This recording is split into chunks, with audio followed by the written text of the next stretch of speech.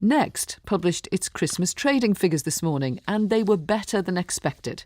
Like a lot of retailers, Next had had a disappointing November and was worried that Christmas would be well down on last year. That didn't happen. There was a surge in spending in the last 3 weeks leading up to Christmas at Next. So in that last crucial quarter of the year, full price product sales rose by 1% at Next year on year. And over the whole year, the retailer expects sales will have risen by 2.6%. Kate Hardcastle is a consumer retail expert. Kate, these figures don't sound great, do they? But they're good compared with some of the predictions. I think they are good, and I think actually in this current state they're probably going to see that Next have performed better than some of the other middle market competitors.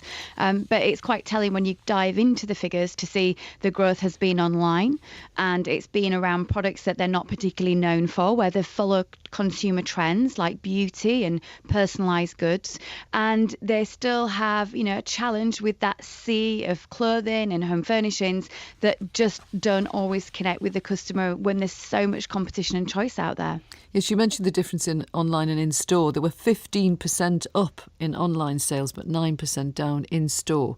As you said, everyone waits for Next as an indicator of how the whole sector's doing. Do you think it'll be better than expected for everyone? No, I don't.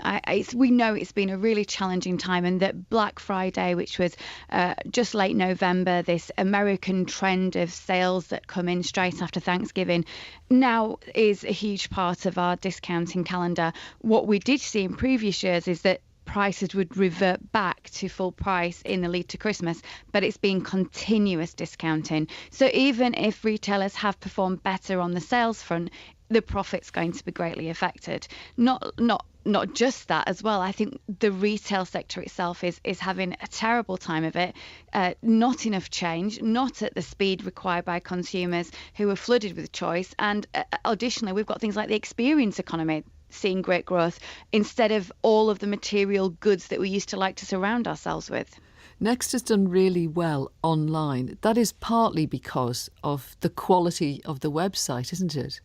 They found the transition to online easier than a lot of other retailers because they had the Next directory, which is a catalogue that worked very well for them. Not only does that offer a line of credit and creates loyalty because it builds accounts with consumers, but it also meant that there was a much more operationally robust system for warehousing, keeping stock and serving the customer directly to home. We've seen millions be invested, sometimes not very wisely, by some of the other middle market brands as they've tried to reposition themselves as an online and offline retailer. The synergy for most of them in terms of how online and offline could work together, and it just doesn't. It's a very sticky process still, is still very telling when we hear of people not receiving orders, not being able to get stock levels in store, and generally getting frustrated with the high street in terms of what its offer actually is.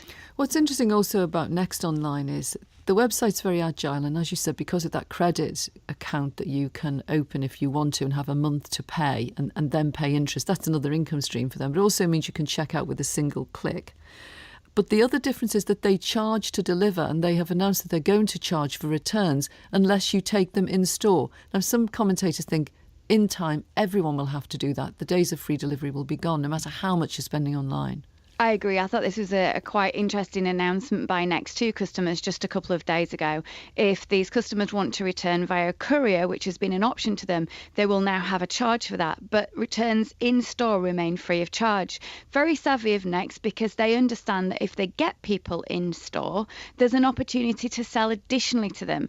I think this has been one of the main lacking areas in strategy for retailers. It seems as if a lot of them have been working in single transaction mindset, one sale at a time. You've got to be so much savvier than that. So if you get customers into store and building a relationship using the convenience of online, but then bringing in some of the stock and having the experience of going into a store and getting knowledgeable customer service staff, you're getting both parts of your business working together.